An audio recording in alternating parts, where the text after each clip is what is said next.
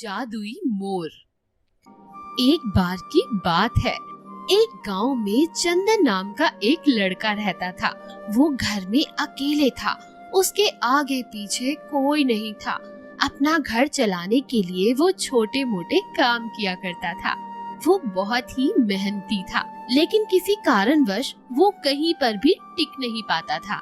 वो बस अमीर होने के सपने देखता रहता था। एक दिन की बात है, वो गांव से शहर की ओर जा रहा था नौकरी ढूंढने। रास्ते में एक नदी दिखी और उस नदी में एक साधु बाबा डूब रहे थे। बचाओ बचाओ, कोई मुझे बचाओ, मैं डूब जाऊंगा, कोई तो मुझे बचाओ। अरे ये साधु बाबा तो डूब रहा है, इन्हें जाके मुझे बचाना चाहिए। चंदन साधु बाबा को बचाने के लिए नदी में कूद जाता है और साधु को बचा लेता है। आप ठीक तो हैं बाबा जी? तुम्हारा बहुत बहुत शुक्रिया बेटा, तुमने मेरी जान बचा ली। ये तो मेरा फर्ज था बाबा जी। चलिए अब मैं चलता हूँ। तुम क्या काम करते हो और कहाँ जा रहे हो तुम? क्या बताऊं, काम तो बहुत कर लेता हूँ, लेकिन किसी ना किसी कारणवश सफलता नहीं मिलती। इसलिए मैं किसी अच्छी नौकरी की तलाश में शहर जा रहा हूँ बाबा जी। बाबा जी कुछ सोचते हैं और फिर चंदन से कहते हैं, बेटा, तुमने मेरी जान बचाई है। मैं तुम्हें एक भेंट देना चाहता हूँ। वो क्या है बाबा जी? बेटा, तुम 2 नदी पार करके जाओगे तो तुम्हें एक बहुत बड़ा जंगल दिखेगा। उस जंगल के अंदर एक जादुई मोर रहता है, जिसके पंख सोने के हैं और उनमें हीरे मोती जड़े हुए हैं। अगर तुम उस मोर को ढूंढने में कामयाब हो गए तो तुम्हारे पास बहुत सारा धन आ जाएगा। धन्यवाद बाबा जी, मैं अभी उसी ओर जाता हूँ। चंदन बाबा जी के बताए हुए मार्ग पर चलने लगा और वो 2 नदियां पार करके उस घने जंगल की शुरुआत तक पहुंच गया। लगता है यही है वो जंगल जो बाबा जी ने बताया था। अब जाके मुझे उस मोर को ढूंढना चाहिए। चंदन काफी देर तक जंगल में घूमता रहता है, पर उसे कोई मोर नहीं दिखाई देता। कब मिलेगा मुझे ये मोर? ओह, चलते चलते मेरे जूते फट गए हैं। मैं नए जूते बना लेता हूँ। चंदन जूते बनाने के लिए एक पेड़ की छाल उतार लेता है। इस छाल से अच्छे मजबूत जूते बन जाएंगे, जो फटेंगे भी नहीं। वो अपने झोले में हाथ डालता है और सुई धागा निकाल लेता है। अच्छा हुआ मैंने मेरे झोले में सुई धागा रख लिया था। अब मैं तुरंत अपने जूते बना सकता हूँ। कुछ देर में चंदन ने अपने जूते तैयार कर लिए। मेरे जूते भी बन गए और मैंने आराम भी कर लिया। अब मुझे फिर से मोर की तलाश में जाना चाहिए। जैसे ही चंदन कुछ दूर पहुंचता है, उसे एक आदमी मिलता है। भाई, क्या तुमने यहाँ कहीं जादुई मोर देखा है? नहीं भाई, मैंने तो कोई मोर नहीं देखा। ठीक है, मैं आगे जाके देखता हूँ। अरे भाई जरा ठहरो, तुमने ये जूते कहाँ से लिए, बता दो। ये जूते तो मैंने खुद बनाए हैं। क्या तुम मेरे लिए भी बना सकते हो? इसके बदले में मैं तुम्हें पैसे दूंगा। ठीक है, मुझे 1 घंटा दो, मैं तुम्हें नए जूते बना के देता हूँ। थोड़ी देर में चंदन जूते बनाकर उस आदमी को दे देता है। धन्यवाद भाई, ये लो तुम्हारे पैसे। मैं पास के ही गांव में रहता हूँ और खेती करता हूँ। खेतों में हमारे जूते खराब हो जाते हैं, पर अब से नहीं होंगे। धन्यवाद। चंदन फिर से मोर को ढूंढने के लिए निकल पड़ता है। जैसे ही वो कुछ दूर पहुंचता है, उसे ठंड लगने लगती है। इस इलाके में तो कितनी ठंड है, मुझे अपने लिए एक जैकेट सिल लेनी चाहिए। चंदन जाता है और एक पेड़ के पत्तों से अपने लिए एक जैकेट बना लेता है। अरे वाह, अब मुझे बिल्कुल ठंड नहीं लग रही। कितना मुलायम और गर्म है ये। चंदन कुछ दूर और जाता है, उसे वहाँ एक लड़का मिलता है। अरे भाई, क्या तुमने यहाँ कोई मोर देखा है? नहीं, मैंने यहाँ कोई मोर नहीं देखा। और भाई, ये जैकेट कहाँ से ली तुमने? ये तो मैंने खुद बनाई है। क्या तुम मेरे लिए भी बना सकते हो? चाहे तो इसके बदले में पैसे ले लेना। ठीक है, तुम 1 घंटा रुको, मैं तुम्हें जैकेट बना के देता हूँ। चंदन जाके उस लड़के के लिए एक जैकेट बना लाता है। ये लो, पहन के देखो। अरे वाह, ये तो कितना गर्म है और मुलायम भी। ये लो इसके पैसे। चंदन फिर से मोर की खोज में निकल जाता है। ओहो, इतने दिन हो गए मुझे भटकते हुए, कोई मोर नहीं मिला। लगता है बाबा जी ने मुझे पागल बना दिया। अब मैं घर वापस जा रहा हूँ, मुझे नहीं चाहिए मोर। चंदन मोर की तलाश छोड़ के वापस अपने गांव की तरफ चल देता है और रास्ते में उसे कुछ लोग मिलते हैं। अरे भाई, मैं तुम्हें कितने दिनों से ढूंढ रहा हूँ। ये मेरे मित्र हैं और इन्हें मेरी जैकेट बहुत अच्छी लगी है। ये लोग भी ऐसी जैकेट बनवाना चाहते हैं। ठीक है, मैं तुम लोगों के लिए बना देता हूँ। चंदन ने उन लोगों के लिए जैकेट बना दी। ये लो, पहन के देखो। अरे वाह, ये तो काफी गर्म और आरामदायक है। ये लो इसके पैसे। चंदन पैसे लेके खुश हो जाता है। अरे वाह, आज कमाई तो अच्छी हो गई, पर ये पैसे भी कम हैं। जैसे ही वो थोड़ा आगे पहुंचता है, उसे वहाँ के कुछ लोग खड़े मिलते हैं। अरे भाई, कहाँ थे तुम? मैं हर दिन तुम्हारी राह देखता था और आखिर आज तुम मिल ही गए। ये मेरे गांव के लोग हैं और ये लोग भी तुमसे जूते बनवाना चाहते हैं, जिसके बदले में सब पैसे देने को तैयार हैं। ठीक है, मैं आप लोगों के लिए जूते बना दूंगा। चंदन सभी के लिए जूते बनाता है और पैसे लेके वहाँ से चला जाता है। आगे जाके वो एक पेड़ के नीचे सो जाता है और उसे एक सपना आता है। सपने में उसे बाबा जी दिखते हैं। बाबा जी उसे सपने में कहते हैं, बेटा चंदन, वो जादुई मोर तुम्हारे अंदर ही है। उसी की खोज के लिए मैंने तुम्हें उस जंगल में भेजा था। तुम्हारे अंदर जो कला है, जो गुण है, उसी से तुम बहुत अमीर बन सकते हो। जी बाबा जी, मेरी आंखें खुल गई और मैं आपका इशारा भी समझ गया। चंदन ने अपने गांव में जाके एक जूतों और जैकेट की दुकान खोल दी। वो वहाँ पे अलग अलग प्रकार के जूते बनाता, जिसे लेने लोग दूर दूर से आया करते थे। इस कहानी से हमें ये शिक्षा मिलती है कि हमें अपनी मेहनत और लगन का इस्तेमाल करना चाहिए, वही हमें सफलता दिला सकती है।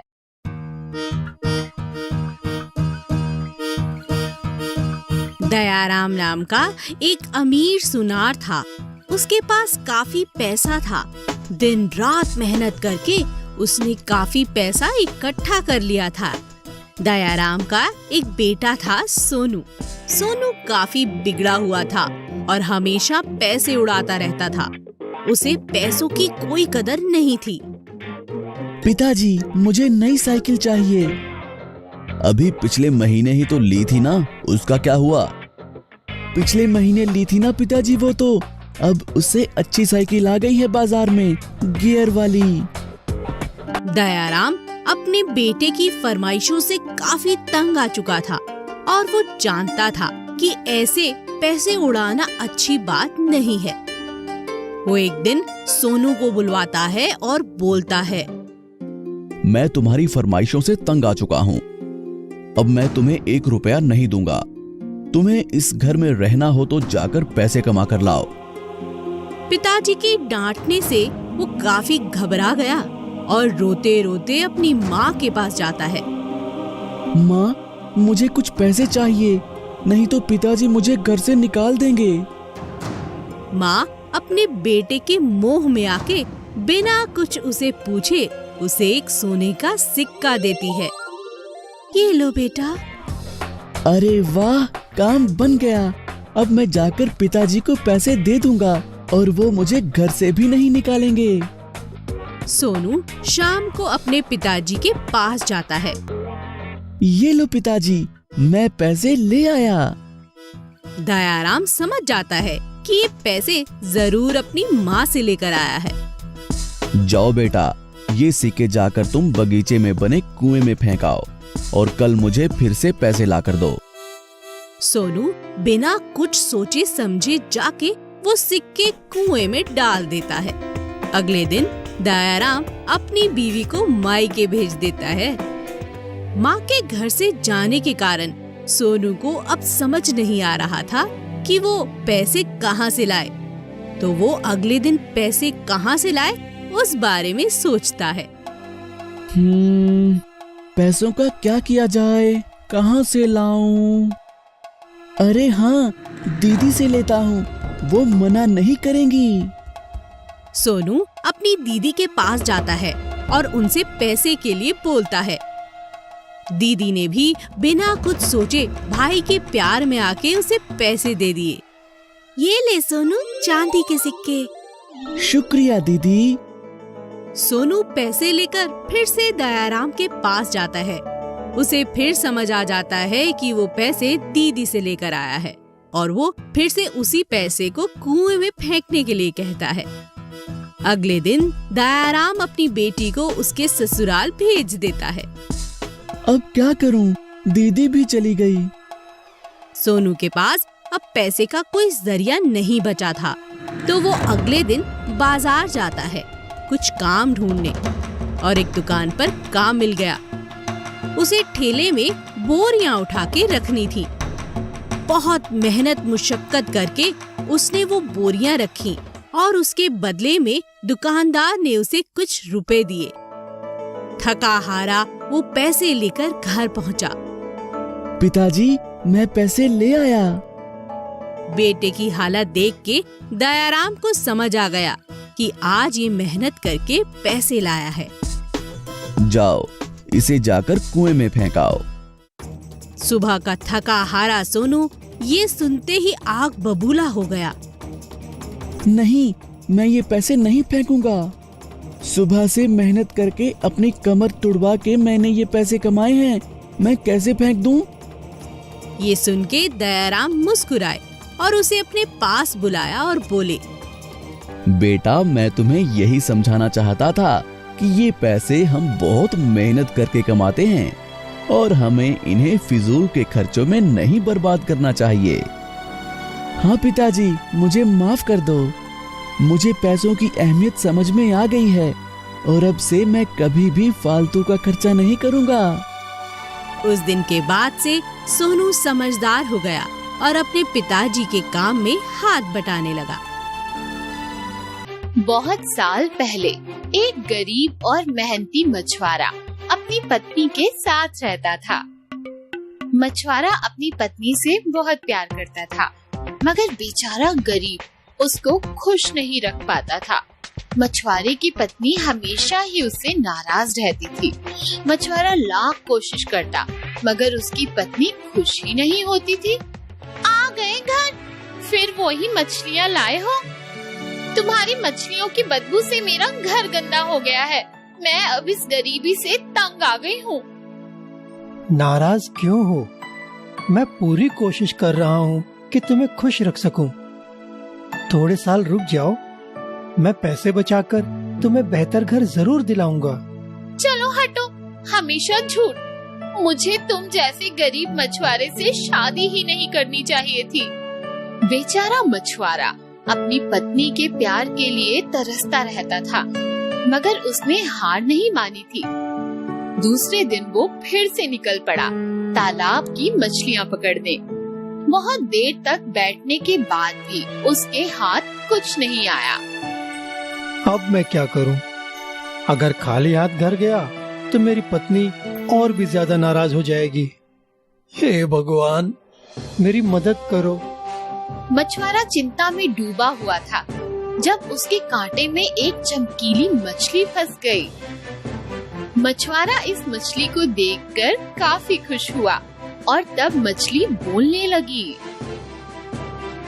रुको, मैं एक जादूगर मछली हूँ। मुझे तुम्हारे बारे में सब कुछ पता है। अगर तुम मुझे छोड़ दोगे तो मैं तुम्हें एक वरदान दूंगी। मछुआरा बोलने वाली मछली को देखकर चौंक गया, पर जब उसे पता चला कि मछली एक जादूगरनी है तो उसने मछली को वापस पानी में डाल दिया और दौड़कर अपनी पत्नी के पास गया।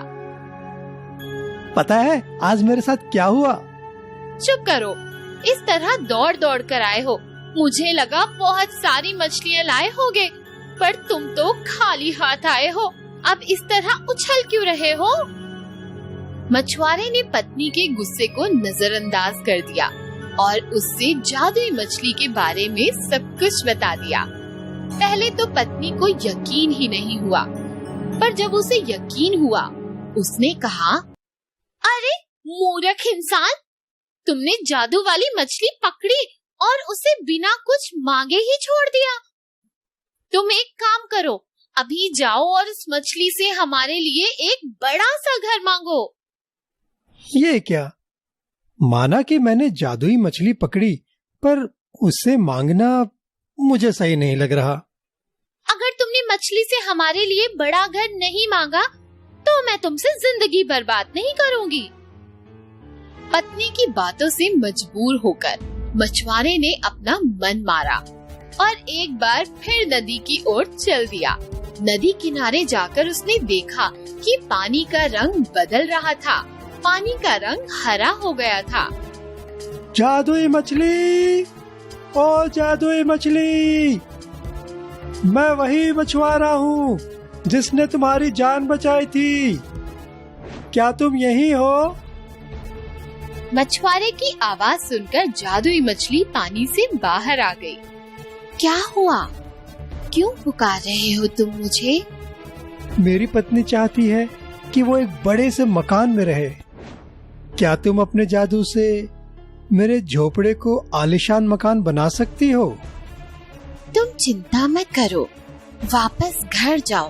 तुम्हारी पत्नी की इच्छा पूरी हो चुकी होगी। मछुआरा वापस घर की ओर चल दिया, पर ये क्या, उसकी पुरानी झोपड़ी वहाँ नहीं थी और उसकी जगह एक बड़ा सा घर आ गया था। मछुआरे को लगा कि अब मेरी पत्नी मुझसे बहुत खुश होगी, पर नहीं। अब तो तुम खुश हो ना?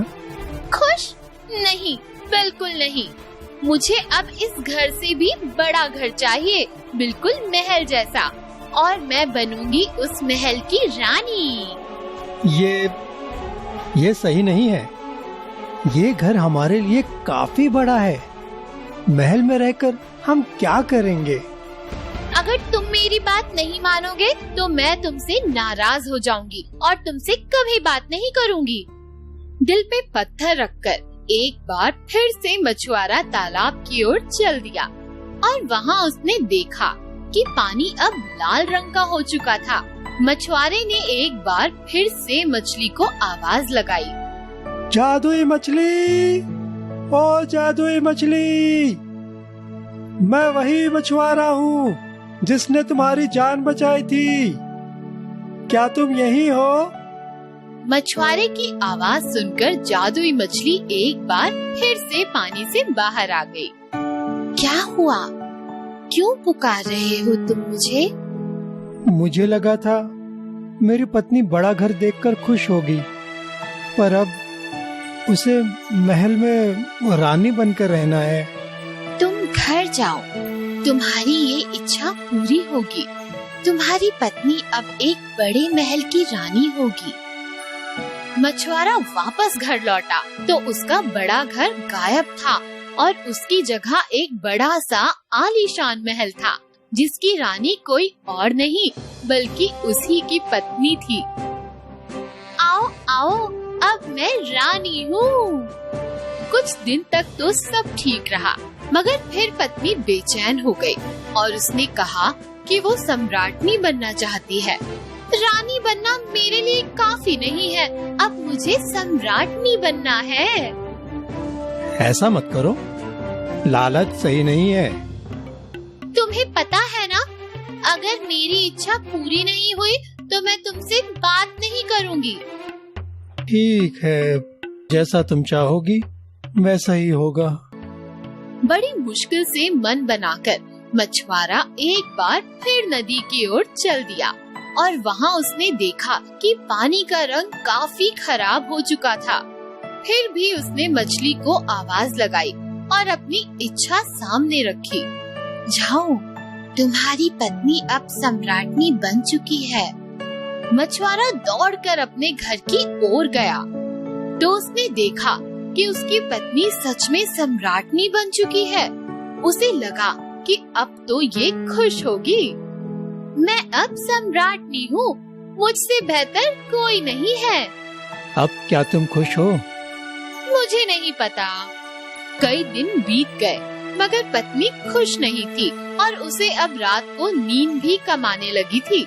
एक रात वो सोचती हुई काफी देर तक जाग रही थी।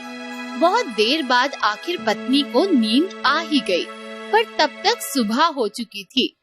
सूरज इतनी जल्दी कैसे उग गया? अभी तक तो मेरी नींद भी पूरी नहीं हुई। पत्नी ने गुस्से में मछुआरे को जगाया। उठो, जल्दी से उठो, मैं सूरज और चांद को अपने काबू में करना चाहती हूँ। ये क्या कह रही हो? ये सब कुदरत है, इसके साथ छेड़खानी नहीं करनी चाहिए। तुम चुप रहो। अगर तुम मछली से ये नहीं मांग कर लाए तो मैं नाखुश हो जाऊंगी। मजबूर होकर मछुआरा एक बार फिर से बाहर निकल पड़ा और उसने एक बार फिर मछली को आवाज लगाई। तब तक वहाँ का माहौल खराब हो चुका था और तूफानी हवाएं चलने लगी। पानी का रंग पूरी तरह से काला हो चुका था। फिर भी उसने जादुई मछली को आवाज लगाई। मेरी पत्नी सर्वशक्तिमान बनना चाहती है। जाओ, तुम्हारी पत्नी जैसा चाहती है वैसा ही होगा। मछुआरा दौड़कर वापस गया, लेकिन ये क्या, महल पूरा खाली था और वहाँ कोई भी नहीं था। डरकर मछुआरा वापस पानी की ओर चला गया, पर वहाँ सब कुछ पहले जैसा हो गया था और पानी फिर से साफ हो गया था। जादुई मछली, ओ जादुई मछली, मैं वही मछुआरा हूँ जिसने तुम्हारी जान बचाई थी। क्या तुम यही हो? मछुआरे की आवाज सुनकर जादुई मछली पानी से बाहर आ गई। क्या हुआ? क्यों पुकार रहे हो तुम मुझे? मेरी पत्नी गायब है। क्या तुम्हें पता है कि वो कहाँ है? हाँ, तुम्हारी पत्नी सर्वशक्तिमान बनना चाहती थी और वो तो कभी दिखाई नहीं देते, इसलिए तुम्हारी पत्नी भी गायब है। मछुआरे ने जब ये बात सुनी तो वो बहुत रोया। नहीं नहीं, मुझे मेरी पत्नी वापस दे दो, मैं उससे बहुत प्यार करता हूँ। मुझे माफ कर दो, मैं वरदान को वापस नहीं ले सकती। नहीं, तुम ऐसा नहीं कर सकती। तुम्हें मुझे मेरी पत्नी वापस देनी ही होगी। ठीक है, जाओ, अब तुम्हारी पत्नी तुमसे खुश होगी। मछुआरा वापस जाता है और ये क्या, उसकी पुरानी झोपड़ी वापस आ गई थी और उसकी पत्नी भी। पर इस बार वो गुस्से में नहीं थी, बल्कि उसे समझ आ गया था कि खुशी अपने अंदर ही होती है। लालच बुरी बला है। बुद्धिमान दर्जी। एक बार की बात है, एक राजा जंगल से शिकार करके लौट रहा था। आते समय रास्ते में उसके कुर्ते का बटन टूट गया। सेनापति, हमारे कुर्ते का बटन टूट गया है, जाओ जाके किसी दर्जी को लेकर आओ। जी महाराज, मैं अभी जाकर लेकर आया। सेनापति जल्दी वहाँ से जाता है और पास के गांव में जाकर एक दर्जी का पता लगाता है। सुनो दर्जी, तुम्हें एक कुर्ते का बटन लगाना है, पर ध्यान रहे कि जिसके कुर्ते का बटन लगाना है वो खुद राजा साहब हैं। दर्जी ये सुन के थोड़ा घबरा जाता है और मन ही मन सोचता है। अगर कुछ भी गलती हुई तो राजा जी सिर धड़ से अलग कर देंगे। डरो नहीं, चलो जल्दी से अपना सामान ले लो। दर्जी एक झोले में जल्दी से धागा, कैंची और सुई डाल के सेनापति के साथ चल देता है। सेनापति, इतना समय कहाँ लग गया तुम्हें? माफ कीजिएगा महाराज, वो गांव में एक ही दर्जी है, इसलिए ढूंढने में वक्त लग गया। कोई बात नहीं, चलो अब जल्दी से बटन लगाओ। दर्जी घबराते घबराते राजा का बटन लगा देता है। लग गया महाराज बटन। बोलो, क्या चाहिए तुमको? दर्जी सोचता है कि बटन लगाने के कितने ले। 2 रुपए मांग लूं? इतने कम पैसे मांग के उनका अपमान कर रहा हूँ। 100 रुपए मांग लूं? नहीं, इतने ज्यादा मांगूंगा तो राजा जी सोचेंगे मैं गांव वालों को भी ऐसे ही लूटता हूँ। कुछ देर और सोचने के बाद होशियार दर्जी बोलता है। महाराज, आपके सामर्थ्य और मेरी कुशलता के हिसाब से आपको जो ठीक लगे वो दे दीजिए। दर्जी की इस बात से अब राजा सोच में पड़ जाता है और मन ही मन कहता है, ओफो, इस दर्जी ने तो मुझे ही फंसा दिया। क्या दूं इसे मैं? 2-4 रुपए दूंगा तो अगर इसने किसी को बताया तो बेइज्जती हो जाएगी। वैसे दर्जी समझदार तो है, इसे कुछ इनाम तो देना ही पड़ेगा।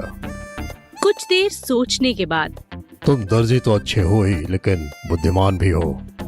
सेनापति, इस दर्जी को 2 गांव दे दिए जाएं। आपका बहुत बहुत शुक्रिया राजा जी। दर्जी राजा के इस उपकार से काफी खुश हो जाता है। कहाँ उसने 2 रुपए सोचे थे और उसे 2 गांव मिल गए। इस कहानी से हमें ये शिक्षा मिलती है कि जीवन में कई बार हम बहुत कम सोचते हैं, पर हमारे भाग्य में कुछ ज्यादा लिखा होता है। रामनगर नाम के एक गांव में 3 बहनें रहती थी। इन तीनों बहनों की शादी बचपन में ही हो गई थी और वो भी एक ही घर में। रामा, राधा और रूपा के पति रामू, रमेश और राजा अपने परिवार के साथ काफी खुश थे। तीनों बहनें मिलकर घर संभालती थी और तीनों भाई सवेरे घर से निकलते थे। रामू जंगल में जाकर लकड़ियाँ काटता था। रमेश उन लकड़ियों को बाजार में बेचने जाता था। राजा भी बड़े बड़े कारखानों में लकड़ियाँ बेचता था और जो भी पैसे जमा होते थे वे तीनों उससे घर चलाते थे। एक दिन रामू नदी के पास लकड़ियाँ काट रहा था कि उसकी कुल्हाड़ी नदी में गिर गई। ये देखकर रामू डर गया और सोचने लगा, अब मेरे और मेरे परिवार का क्या होगा? मेरे भाई, मेरी पत्नी और मेरी भाभियाँ भूखे रह जाएंगे। अब मैं क्या करूं? सोचते हुए रामू जोर जोर से रोने लगा। रामू को इस तरह रोते देखकर नदी से एक परी बाहर आई और पूछने लगी, क्या हुआ? तुम इस तरह से क्यों रो रहे हो? मेरी कुल्हाड़ी नदी में गिर गई है, अब मैं क्या करूं? परेशान मत हो, मैं तुम्हारी कुल्हाड़ी लाकर देती हूँ। ऐसा कहकर जलपरी पानी के अंदर चली गई और वहाँ से एक सोने की कुल्हाड़ी लेकर बाहर आई। ये लो तुम्हारी कुल्हाड़ी। रामू ने इस कुल्हाड़ी को देखकर कहा, मुझे माफ कर दीजिए, पर ये कुल्हाड़ी मेरी नहीं है। फिर जलपरी एक बार फिर पानी में उतरी और वहाँ से एक चांदी की कुल्हाड़ी लेकर आई। नहीं, ये कुल्हाड़ी भी मेरी नहीं है। फिर जलपरी ने पानी से रामू की असली कुल्हाड़ी निकाली। अपनी कुल्हाड़ी देखकर रामू खुशी से नाचने लगा और कहा, हाँ, ये है मेरी कुल्हाड़ी। जलपरी, आपका बहुत बहुत शुक्रिया। मैं तुम्हारी सादगी और ईमानदारी को देखकर बहुत खुश हुई हूँ। ये लो, ये तीनों कुल्हाड़ियाँ तुम्हारे लिए। आपका बहुत बहुत धन्यवाद। रामू दौड़ता हुआ घर गया और उसने अपने परिवार को तीनों कुल्हाड़ियाँ दिखाईं। सभी काफी खुश हुए थे। और तीनों बहनों ने खुशी से पूरे परिवार के लिए अच्छे अच्छे पकवान भी बनाए। खुशी मनाकर जब सब लोग सोने चले गए तो तीनों बहनें आपस में बातें करने लगी। राधा और रूपा ने कहा कि हम भी नदी के किनारे जाकर जल परी से कुछ न कुछ तो मांग ही लेंगे। ऐसा सोचकर दोनों ने सुबह होने का इंतजार किया। जैसे ही सुबह हो गई, राधा और रूपा नदी की ओर चल दी और नदी किनारे बैठकर जोर जोर से रोने लगी। दोनों बहनों की आवाज सुनकर जल परी बाहर आ गई। तुम दोनों क्यों रो रही हो? हमारे पति लकड़ियाँ बेचकर हमारा घर चलाते हैं, मगर कल जब वो जंगल से पैसे लेकर लौट रहे थे तो वो नदी में गिर पड़े और सारे पैसे और जेवर पानी में बह गए। अब हमारे पास कुछ भी नहीं है, इसलिए हम उदास हैं। जलपरी ने जब उनकी ये बात सुनी तो वो तुरंत पानी के अंदर गई और एक संदूक लेकर बाहर आ गई। क्या ये तुम्हारी है?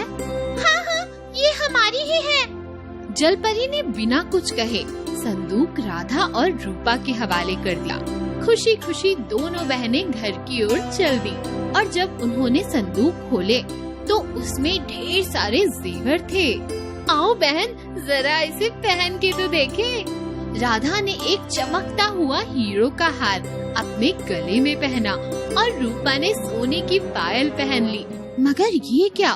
जैसे ही दोनों बहनों ने ये जेवर पहने, राधा का गला घुटने लगा और रूपा के पैरों में सूजन आने लगी। लाख कोशिशों के बाद भी ये दोनों अपने जेवर उतार नहीं पाए और दर्द के मारे चिल्लाने लगे।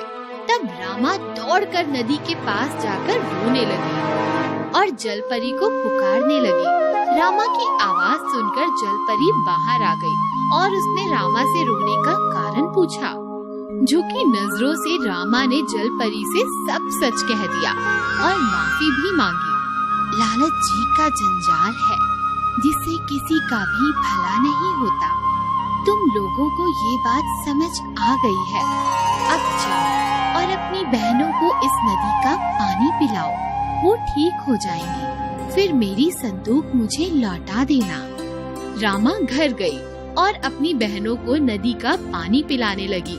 साथ ही उसने जलपरी की सारी बात अपने परिवार वालों को बताई। सभी समझ गए थे कि लालच बुरी बला है और तीनों बहनों ने दिल से जलपरी से माफी भी मांगी।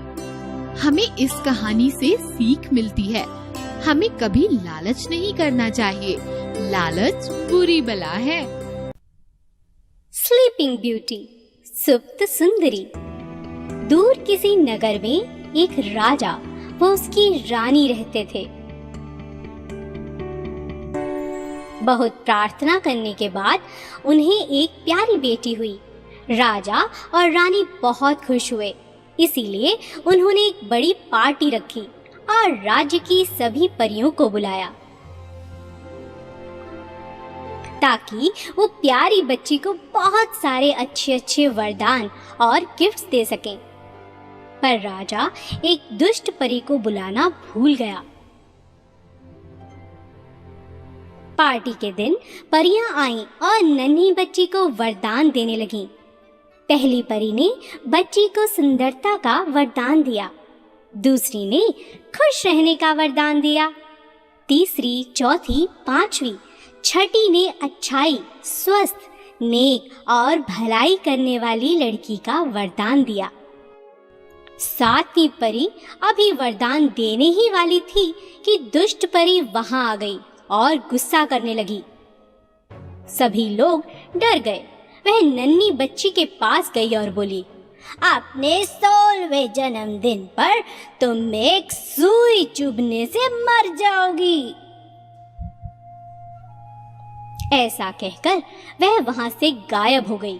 सब लोग घबरा गए, पर उसी समय सातवीं परी आगे आई और बोली, घबराओ नहीं। उसने राजा रानी से कहा, तुम्हारी बेटी मरेगी नहीं।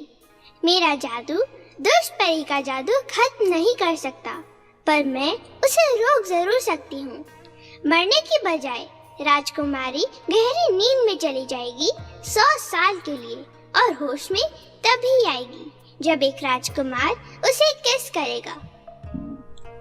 राजा डर गया, इसीलिए उसने राज्य की सभी सुइयां और चरखे जला दिए। 15 साल तक सब कुछ ठीक चलता रहा। राजकुमारी बहुत ही सुंदर, खुश और दयालु बनी। सभी उसे बहुत पसंद करते थे। फिर उसका 16वां जन्मदिन आया। राजा और रानी ने उसके जन्मदिन पर एक बहुत ही बड़ी पार्टी रखी।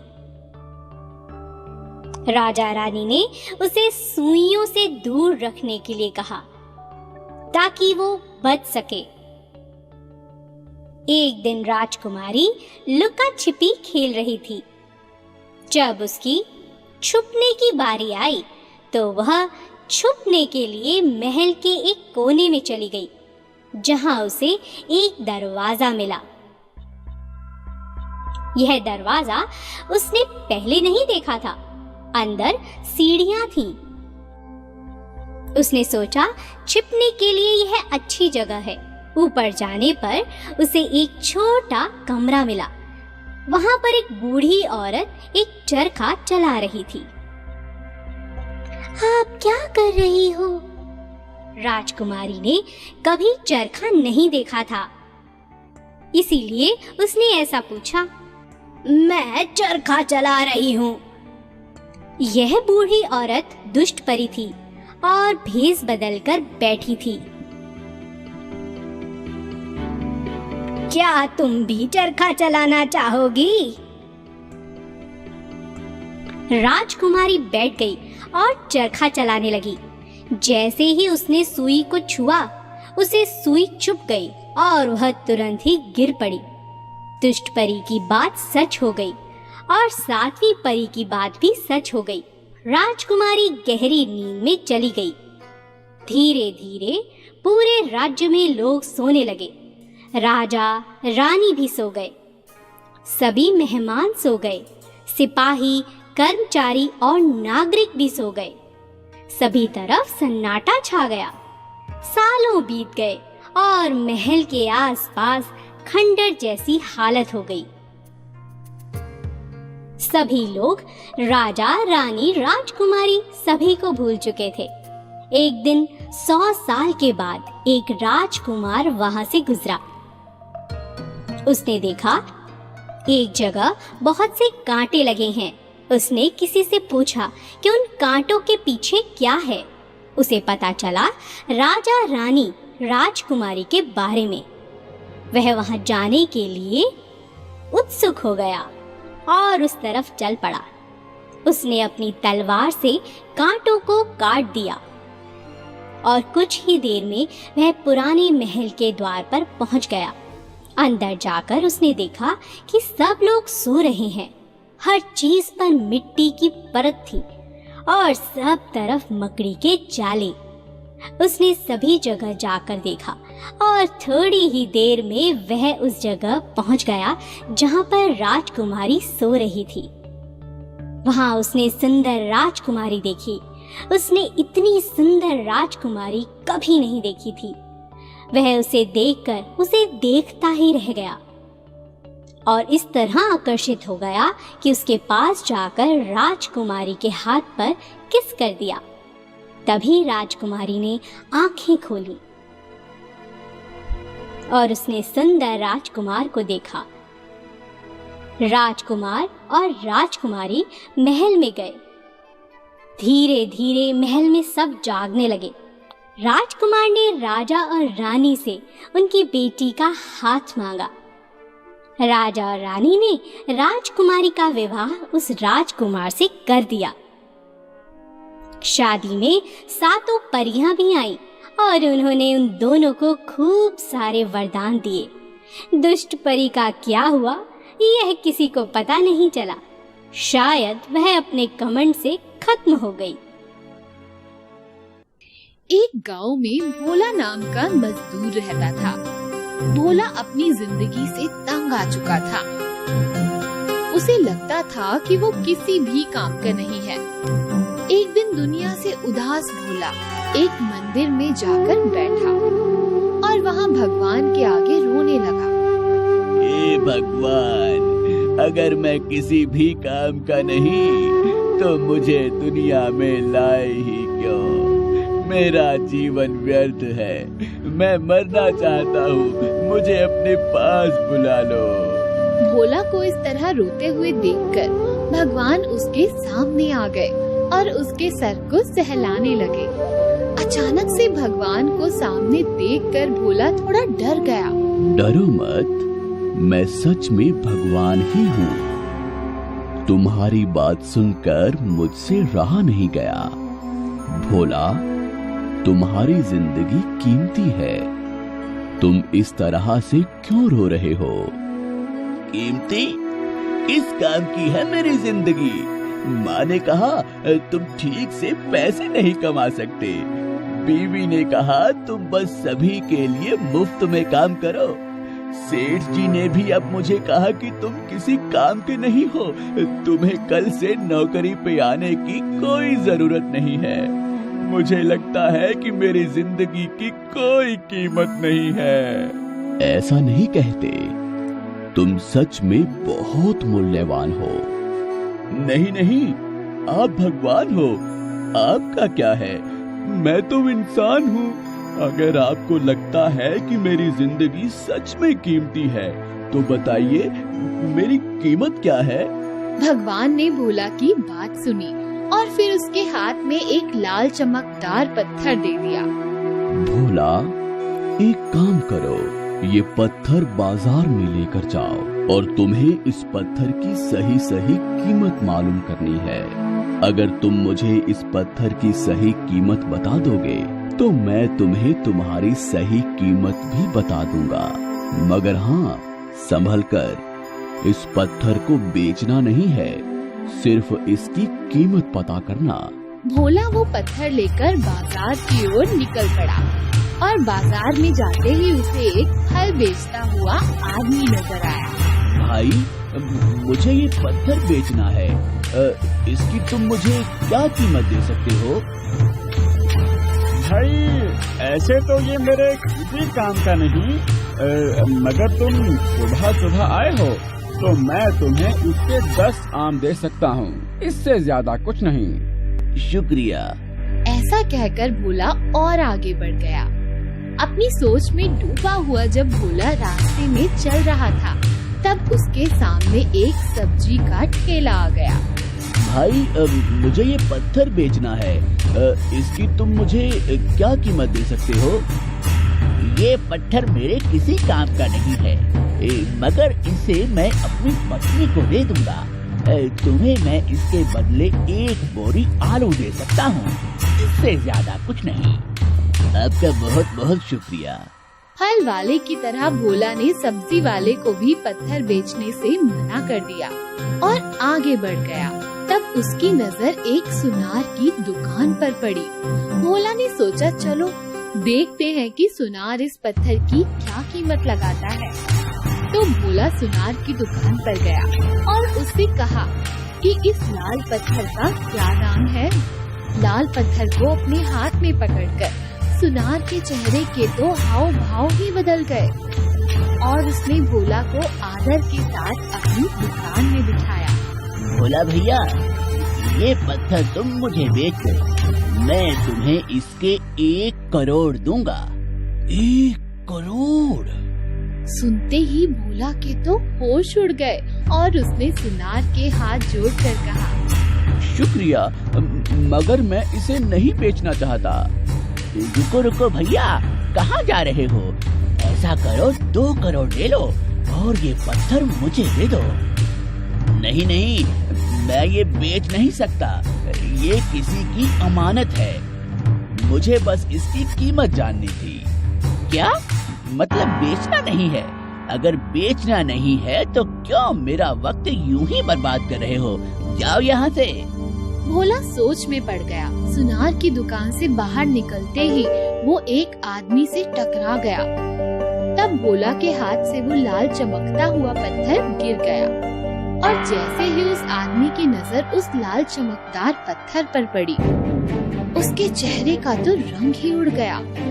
उनका चेहरा देखते ही भोला उनसे पूछता है, मैं इस पत्थर को बेचूंगा तो क्या आप इसे खरीदेंगे? भाई मैं मनीलाल हूँ, इस शहर का सबसे बड़ा हीरो का व्यापारी। मगर आपके हाथ में जो ये लाल पत्थर है वो इतना कीमती है कि मैं तो क्या, इस देश का कोई भी व्यापारी आपको इसकी सही कीमत नहीं दे सकेगा। बेहतर यही होगा कि आप खुद इसको संभाल कर रखें। भोला ने जब मनीलाल की बात सुनी तो उसे भगवान की बात समझ में आ गई और वो समझ गया कि सही इंसान को ही सही इंसान की पहचान होती है और हमें अपना मूल्य दूसरों से नहीं बल्कि खुद की काबिलियत से करना चाहिए। भोला दौड़कर मंदिर की ओर चल दिया और भगवान के पैरों में गिर पड़ा। भगवान, मैं समझ गया, अब मैं भी एक ऐसा जौहरी बनूंगा जिसे अपनी जिंदगी की सही कीमत का अंदाजा हो। बिल्कुल सही भोला, तुम उन लोगों के लिए अनमोल हो जिन्हें तुम्हारी कीमत का अंदाजा है और तुम्हें ऐसे ही लोगों के साथ रहना चाहिए। जादुई चक्की।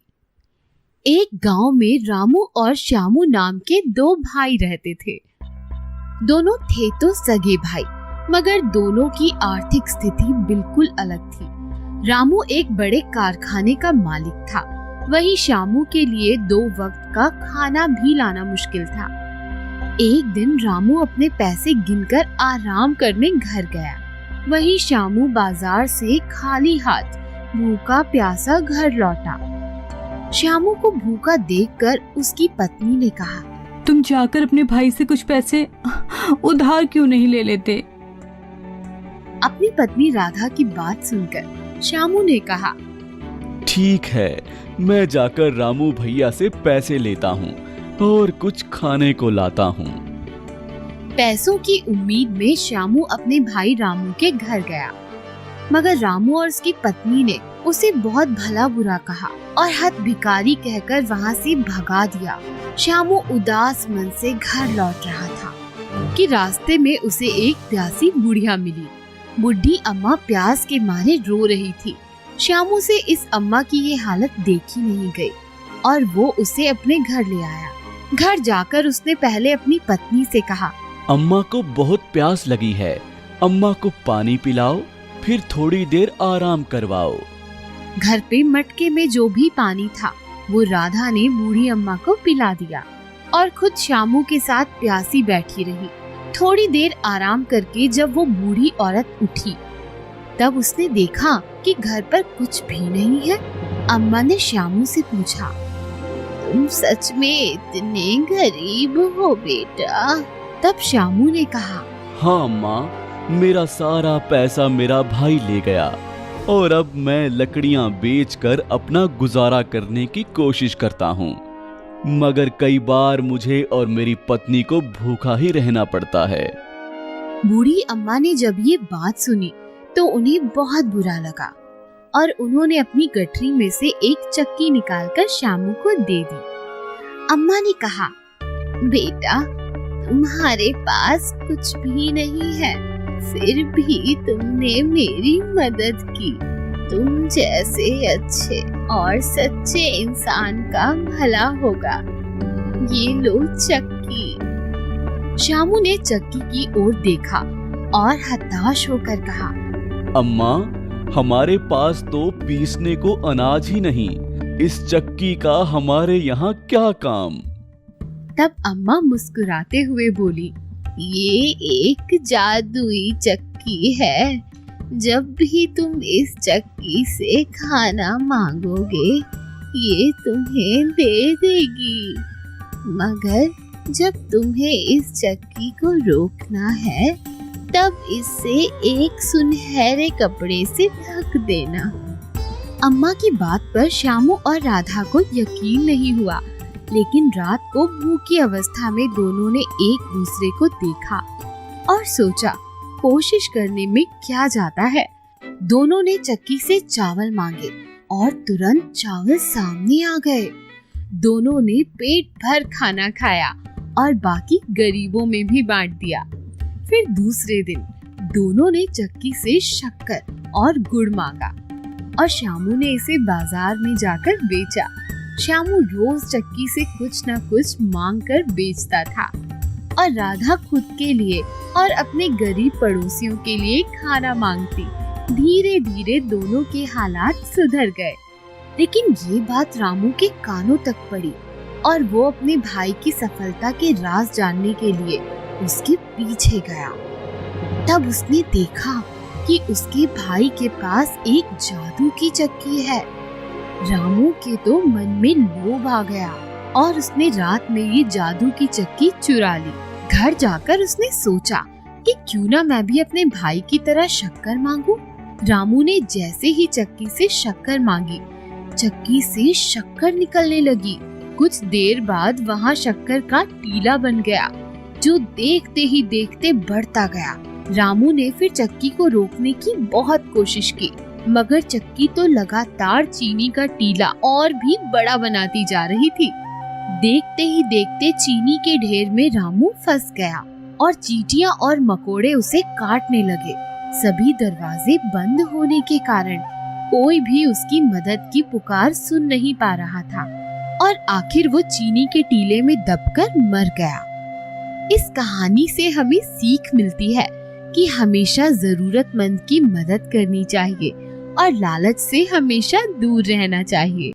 एक गांव में रामू और श्यामू नाम के दो भाई रहते थे। दोनों थे तो सगे भाई, मगर दोनों की आर्थिक स्थिति बिल्कुल अलग थी। रामू एक बड़े कारखाने का मालिक था, वहीं श्यामू के लिए 2 वक्त का खाना भी लाना मुश्किल था। एक दिन रामू अपने पैसे गिनकर आराम करने घर गया, वहीं श्यामू बाजार से खाली हाथ भूखा प्यासा घर लौटा। श्यामू को भूखा देखकर उसकी पत्नी ने कहा, तुम जाकर अपने भाई से कुछ पैसे उधार क्यों नहीं ले लेते? अपनी पत्नी राधा की बात सुनकर श्यामू ने कहा, ठीक है, मैं जाकर रामू भैया से पैसे लेता हूँ और कुछ खाने को लाता हूँ। पैसों की उम्मीद में श्यामू अपने भाई रामू के घर गया, मगर रामू और उसकी पत्नी ने उसे बहुत भला बुरा कहा और हथ भिखारी कहकर वहाँ से भगा दिया। श्यामू उदास मन से घर लौट रहा था कि रास्ते में उसे एक प्यासी बुढ़िया मिली। बुढ़ी अम्मा प्यास के मारे रो रही थी। श्यामू से इस अम्मा की ये हालत देखी नहीं गई और वो उसे अपने घर ले आया। घर जाकर उसने पहले अपनी पत्नी से कहा, अम्मा को बहुत प्यास लगी है, अम्मा को पानी पिलाओ, फिर थोड़ी देर आराम करवाओ। घर पे मटके में जो भी पानी था वो राधा ने बूढ़ी अम्मा को पिला दिया और खुद श्यामू के साथ प्यासी बैठी रही। थोड़ी देर आराम करके जब वो बूढ़ी औरत उठी, तब उसने देखा कि घर पर कुछ भी नहीं है। अम्मा ने श्यामू से पूछा, तुम सच में इतने गरीब हो बेटा? तब श्यामू ने कहा, हाँ अम्मा, मेरा सारा पैसा मेरा भाई ले गया और अब मैं लकड़ियां बेचकर अपना गुजारा करने की कोशिश करता हूँ, मगर कई बार मुझे और मेरी पत्नी को भूखा ही रहना पड़ता है। बूढ़ी अम्मा ने जब ये बात सुनी तो उन्हें बहुत बुरा लगा और उन्होंने अपनी गठरी में से एक चक्की निकालकर श्यामू को दे दी। अम्मा ने कहा, बेटा, तुम्हारे पास कुछ भी नहीं है, फिर भी तुमने मेरी मदद की। तुम जैसे अच्छे और सच्चे इंसान का भला होगा। ये लो चक्की। श्यामू ने चक्की की ओर देखा और हताश होकर कहा, अम्मा, हमारे पास तो पीसने को अनाज ही नहीं, इस चक्की का हमारे यहाँ क्या काम? तब अम्मा मुस्कुराते हुए बोली, ये एक जादुई चक्की है। जब भी तुम इस चक्की से खाना मांगोगे, ये तुम्हें दे देगी, मगर जब तुम्हें इस चक्की को रोकना है, तब इसे एक सुनहरे कपड़े से ढक देना। अम्मा की बात पर श्यामू और राधा को यकीन नहीं हुआ, लेकिन रात को भूखी अवस्था में दोनों ने एक दूसरे को देखा और सोचा कोशिश करने में क्या जाता है। दोनों ने चक्की से चावल मांगे और तुरंत चावल सामने आ गए। दोनों ने पेट भर खाना खाया और बाकी गरीबों में भी बांट दिया। फिर दूसरे दिन दोनों ने चक्की से शक्कर और गुड़ मांगा और श्यामू ने इसे बाजार में जाकर बेचा। श्यामू रोज चक्की से कुछ न कुछ मांग कर बेचता था और राधा खुद के लिए और अपने गरीब पड़ोसियों के लिए खाना मांगती। धीरे धीरे दोनों के हालात सुधर गए, लेकिन ये बात रामू के कानों तक पड़ी और वो अपने भाई की सफलता के राज जानने के लिए उसके पीछे गया। तब उसने देखा कि उसके भाई के पास एक जादू की चक्की है। रामू के तो मन में लोभ आ गया और उसने रात में ये जादू की चक्की चुरा ली। घर जाकर उसने सोचा कि क्यों ना मैं भी अपने भाई की तरह शक्कर मांगू। रामू ने जैसे ही चक्की से शक्कर मांगी, चक्की से शक्कर निकलने लगी। कुछ देर बाद वहाँ शक्कर का टीला बन गया, जो देखते ही देखते बढ़ता गया। रामू ने फिर चक्की को रोकने की बहुत कोशिश की, मगर चक्की तो लगातार चीनी का टीला और भी बड़ा बनाती जा रही थी।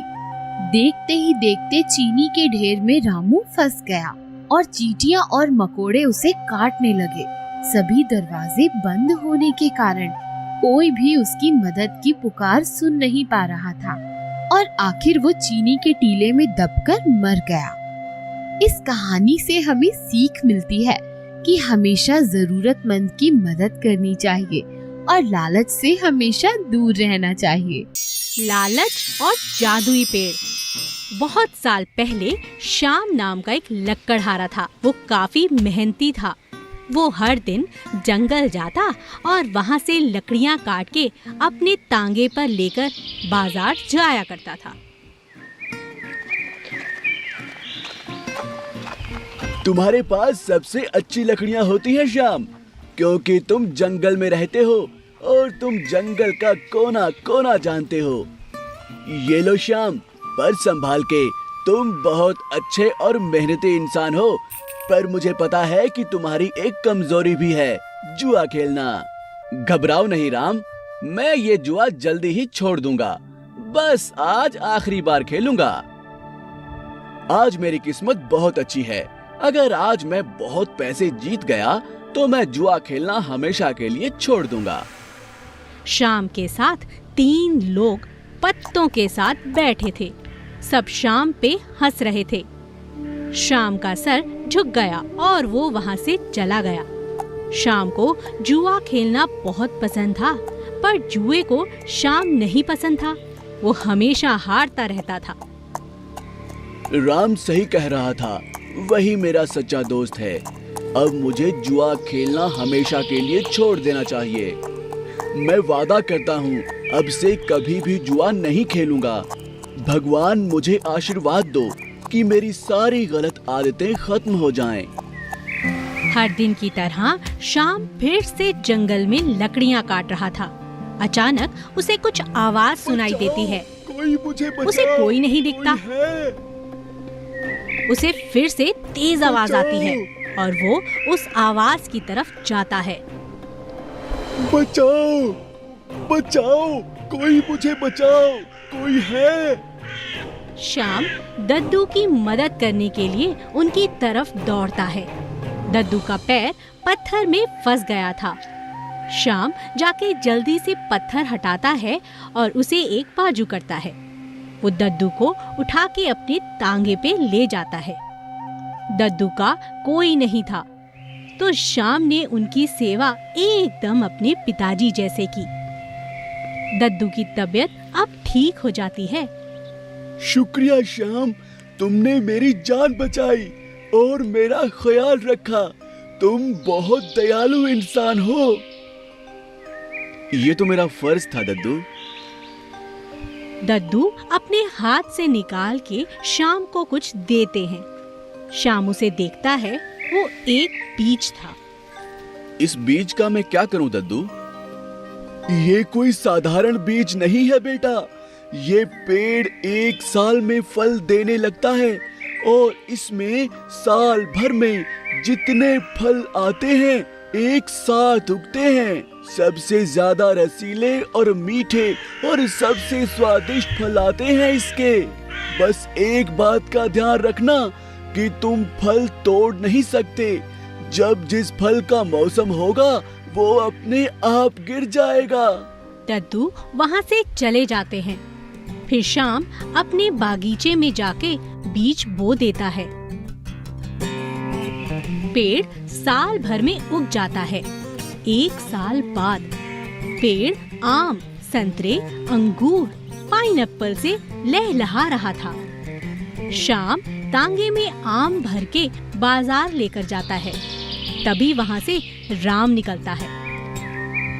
कहाँ हो तुम श्याम? काफी दिन से दिखे नहीं और मुझे लगता है कि तुमने लकड़ी का काम बंद कर दिया। हाँ राम, अब मैं शहर के सबसे अच्छे फल बेचता हूँ। वाह श्याम, सुनकर काफी खुशी हुई। घर जाते वक्त श्याम उसी जुए खाने से गुजरता है। उसका मन बहुत था जाने का, पर वह नहीं जाता। ए श्याम, चल आजा, जुआ खेलते हैं। नहीं नहीं, मैंने जुआ खेलना छोड़ दिया है। मैंने सुना है तू अच्छे पैसे कमा रहा है। हाँ, पर अब मैंने जुआ खेलना छोड़ दिया है। सिर्फ एक खेल हो जाए। श्याम 3 लोगों के साथ जुआ खेलना चालू करता है। आज मेरा अच्छा दिन है। आज मैं सब जीत जाऊंगा। आज मैं 1 तांगा भर के सेब की शर्त लगाता हूँ। सेब? वो भी गर्मी में? नामुमकिन। मुझे तुम पे भरोसा नहीं। दिखाओ मुझे, कहाँ है सेब? तुम्हें मुझ पे भरोसा नहीं? रुको, मैं अभी वापस आया। श्याम जाके सेब तोड़ना चालू कर देता है। आज जीतने के बाद मुझे कुछ नहीं चाहिए, ये फल भी नहीं। श्याम सेब लेकर पहुंचता है। मैंने आज तक इतने लाल सेब नहीं देखे। ये तो काफी अनमोल हैं। चलो खेलें। श्याम एक बहुत ही बेकार जुआरी था। श्याम जाके देखता है कि वो जादुई पेड़ पूरा सूख चुका था। हे भगवान, मैं क्यों इतना लालची बना? इस लालच के कारण मैंने सब खो दिया।